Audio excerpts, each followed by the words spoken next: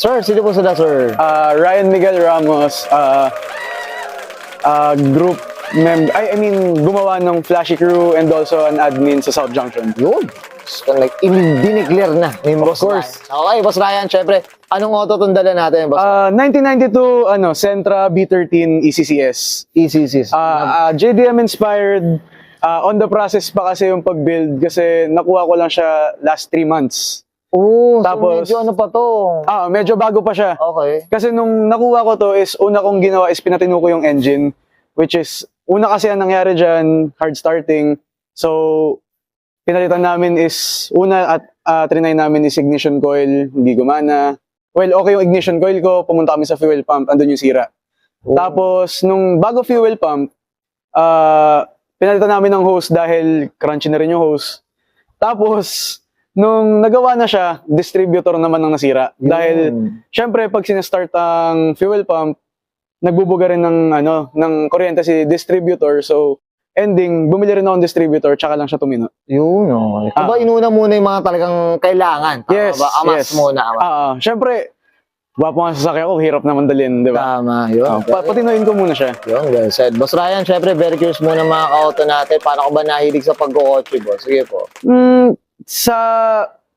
Actually, nung bata kasi ako, actually, Fast and the Furious talaga yung naging inspire ko as, growing up as a car guy, Tapos, ayun, may ninong din kasi ako na mahilig sa cars, which is dati, meron dyan sa MOA na Fast and the Furious, Tokyo Drift ata yun sa pagkakaalala ko. Okay. Ayan, dyan sila Vin Diesel, mga ganyan. So, sinama lang ako ng ninong ko, and wala, doon talaga parang nagbago yung mundo ko. Nagbago mundo ko sa... Talagang kotse, no? Oo, nahihilig talaga. Tapos, ayun, after nun, puro Hot Wheels pinapabili ko, ganyan. Doon na talaga nagtuloy-tuloy hanggat sa... Yung first car ko, which is yung Avanza ko, if alam nyo yun, yung Kinanjo na Avanza. Oh.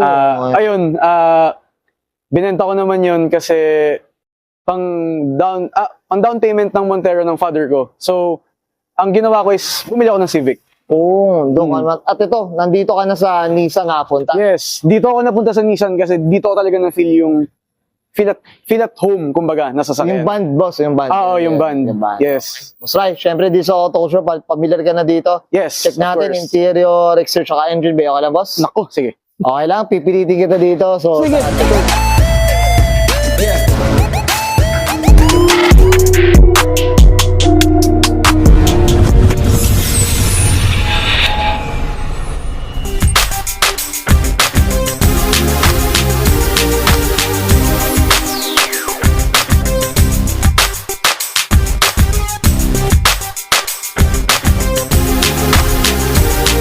Okay, usapang interior tayo, boss. Dito, boss. Sa interior naman, kung paano ko siya nakuha, ganito pa rin itsura niya since inuna ko naman yung engine bay. Okay. So, ayun, all stock. Tapos, So, ito parang work in progress pa rin talaga. Yes, boss, in progress pa rin talaga. Ito, as you can see kasi, yung roof, medyo pa siya, natatagusan siya ng tubig. Ito dito, naka-clip lang yun dito. Tapos, papa-reseal ko pa kasi yung windows niya, which is tanggal baklas. Kailangan talaga, no? Oo, kailangan talaga siya. Tapos, ano pa ba? Talagang project car din talaga. Yes, project talaga siya. As in, buo to restore. Oh, to restore talaga siya. Mga ka-auto. Ito yung masasarap buuin eh. Yung talagang, alam mong virgin pa, no? Oo. Hindi, tsaka kasi, I have a thing for, for 90s boxy cars. Oh. Yun. Well, eto napili ko kasi syempre mura, ang dali patinuin, mga ganun. Yun, message. Up tayo sa mga nakanisan dyan, no? Mga tropa natin dyan. Okay. Boss Ray, okay na tayo sa loob. Check okay natin labas. Okay lang po? Okay, sure.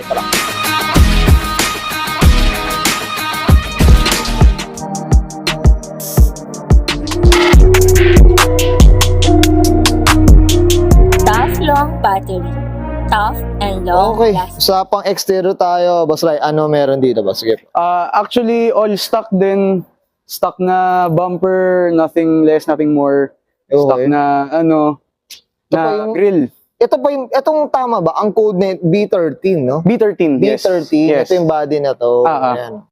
Kumbaga, ganyan talaga siya galing kasa. Galing nga sa pat. Ito boss, regarding kulay, boss Ray, ano bang, nung nakuha mo ba, ganito na, ano ba? Yes, ganyan ko na siya nakuha. Pero planning na sa before February is maging ruby red na siya.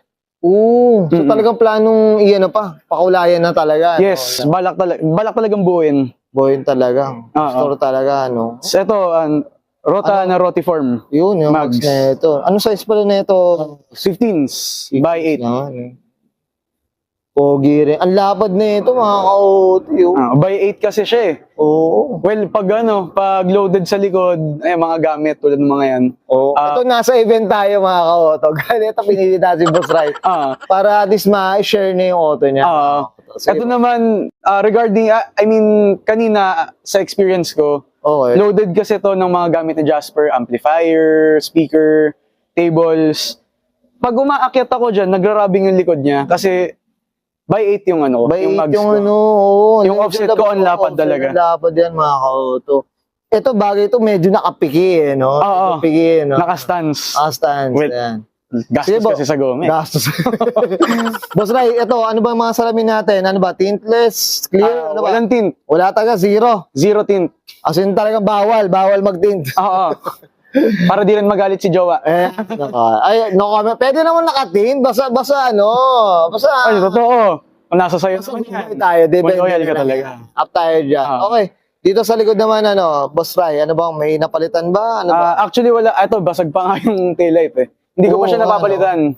Pero kasi, naghahanap kami ni Jasper ng pwedeng fabricate ng clear tails. Clear tails, okay. So, for now, hindi ko siya pinapalitan kasi yun nga, ang hinahanap namin is yung gagawa ng clear tail. Okay. Yan. Shoutout tayo dyan, mga ka-auto, sa mga nag-aanap ng dyan, clear tails dyan. Or, makakatulong dito kay Boss Ray, no? PM kayo Actually, dito. PM nyo ako, please. Yan, yan. PM nyo yan. Okay. Ito, may muffler sila, boss. Ano ba? Napalitan na rin to? Actually, parang fabricated lang din ng yan ng mga exhaust Yung machine. Ng mga exhaust shop. Exhaust shop na rin, eh. Okay. Boss Ray, okay na tayo dito sa labas? Yes. Check natin ang mga makina. Pipilitin kita dito, boss. Sure. So, tara. Okay. Usapang makina tayo, Boss Ray. Ano meron dito, boss? GA16 all-stock engine. Na intake lang. Okay.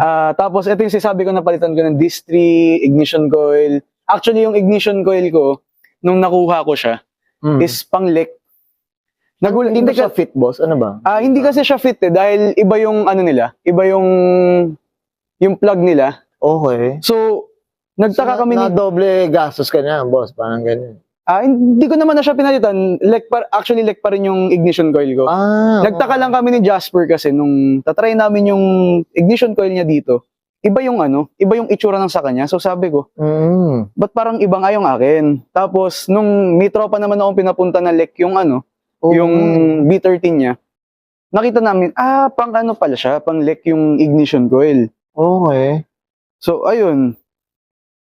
Pero still, working naman siya. So, di ko na pinalitan muna. Oo, hindi. Tsaka kung maganda naman yung takbo, hindi umano yung kuryente, boss, okay na rin. Well, ang problem ko ngayon is itong IACV.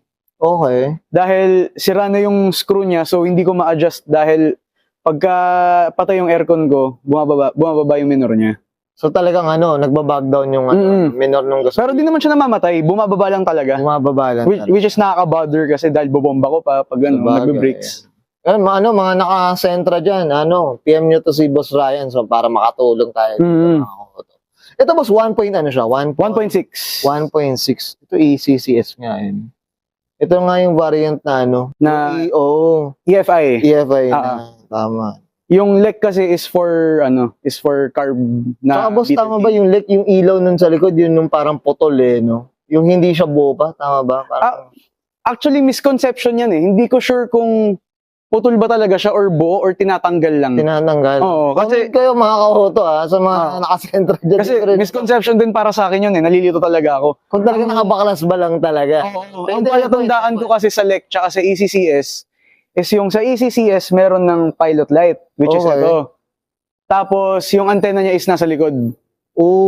Okay. Yung antena kasi ni LEC is nasa bubong, parang sa mga Civic na LXI. Ganun pala yun. Oo. Yan, well So said. ito, mga napalitan ko, yan, mga filter, ito. Mga basic, boss, eh, no? Kailangan Oo, pala. mga basic lang. Para Pampatino kailangan- lang. Pampatino, yun ang importante. Oo. Pamino, boss. Yan, boss Ray. Okay na tayo, boss. Dito. Yes. Ayan, thank you. Ayan, guys, nakita natin interior, research, engine bay. Siyempre, usapang ano tayo? ECCS dito kay Boss Ryan Ramos. Boss Ray, ito, familiar ka na dito. Shoutout na tayo. boss. Okay. Syempre, gusto ko i-shoutout muna, syempre, sa mother and father ko. Kasi, sinuportahan nila ako sa, sa journey ko ng cars, mga ganun. Syempre, lola at lola ko rin, mga ninong-ninang, mga kapatid ni mommy, mga kapatid ni daddy. Shoutout sa inyo. Syempre, sa mga friends ko rin, yan, sila, Flashy Crew, also South Junction. Tapos, yung mga friends ko sa BF, hello sa inyo, shoutout. Syempre, Flashy Crew, South Junction, ako naman, admin and owner ng Flashy Crew. So, thank you, Sir Otto Culture also, Ayun, for the interview. Oh, Diyos ko. Ito, buti na pagbigyan tayo nito ni Boss Ray. Ito, pauwi na ito, mga talagang kinigilan natin. Oo naman. Ayan. Thank you, boss. Saludo si Auto Culture, boss. Ayan. Sana makilala rin natin ang Flashy Crew, no? So, Yes. pag medyo maluwag-luwag na yung oras natin. Boss Ray, Yes. okay na, boss? Yes, okay po. So guys, susbayan ko na and Sir Ryan Ramos, pasok ka na Thank you. 1992. Usapang Nissan Sentra ECCS.